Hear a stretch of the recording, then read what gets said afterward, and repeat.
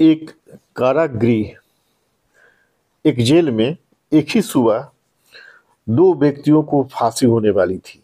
उनमें एक बहुत बड़ा पापी था, जिसको हम पापी कहते हैं, जिसने जीवन में जो भी बुरा था सब किया था और जीवन के सब भांति के कड़वे अनुभव लिए थे। और दूसरा एक पुरोहित था, एक पादरी था, सन्यासी। वह एक राजद्रोह में पकड़ा गया था। उसने कोई पाप भी कभी नहीं किया था। जहाँ जहाँ पाप की छाया थी वह वहीं वहीं से दूर रहता था। उसने जीवन को अत्यंत पवित्रता से और प्रार्थना में व्यतीत किया था। उन दोनों को फांसी होने वाली थी। उसे एक कारागृह का पुरोहित, जेल का पुरोहित, जेल में भी तो पुरोहित रहते हैं जो मरने के पहले लोगों को, फांसी की सजा देने के पहले लोगों से परमात्मा की याद दिलवाते हैं। तो उस कारागृह का पुरोहित मरने के पहले लोगों को परमात्मा की याद दिलाने वाला आया। वह पहले कोठरी में गया और उसने उस पापी को कहा कि क्षमा मांगो, परमात्मा से दुखी हो जाओ, दुख महसूस करो, प्रार्थना करो, पश्चाताप करो। उस पापी की आंखों से आंसू बहने लगे।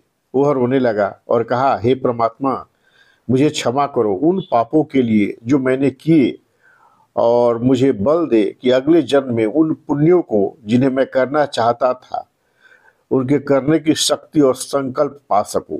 वो बहुत दुखी हुआ जो पाप उसने किए उनके लिए, और दुखी था उन पुण्यों के लिए जो नहीं कर पाया। उसको प्रार्थना करवाकर पुरोहित दूसरी कोठरी में गया। वहां एक दूसरा पुरोहित बंद था जिस पर राजद्रोह का अपराध सिद्ध हो चुका था। उसकी आंखों में भी आंसू बहते थे। पादरी ने उससे कहा, क्षमा मांगो जीवन में तुमने जो भूलें की है और पश्चाताप करो। जेल में बंद पुरोहित ने कहा, मेरे मित्र, जरूर मैं पश्चाताप कर रहा हूं, लेकिन उन पापों के लिए नहीं जो मैंने किए, बल्कि उन पापों के लिए जो मैं नहीं कर पाया। मैं दुखी हो रहा हूं उन पापों के लिए जो मैं नहीं कर पाया। मैं कर सकता था। मृत्यु के इस क्षण में उस सब पाप मुझे याद आ रहे हैं जो मैं कर लेता। हो सकता था मैं उसमें आनंद महसूस करता। हो सकता है मैंने जीवन व्यर्थ गंवा दिया। उसने कहा, और मेरे मित्र, तुम अभी युवा हो, तुम भी उसी मार्ग पर हो जिस मार्ग पर मैं गया था।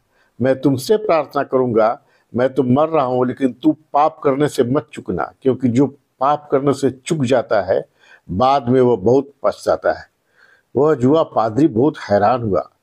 पास ही में कोठरी में एक पापी पछता रहा था उन पापों के लिए जो उसने किए, और पास में एक पुरोहित पछता रहा था उन पापों के लिए जो नहीं कर पाया। दोस्तों, यह जीवन दोनों ही तरह से उलझ जाता है।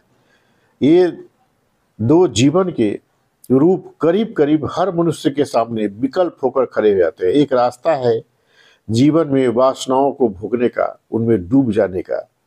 एक रास्ता है उनसे भाग जाने का, उनके प्रति मुंह मोड़ लेने का। और ये दोनों ही बातें हमारे जीवन में निरंतर चलती रहती है। कोई भी अछूता इन बातों से नहीं रह पाता।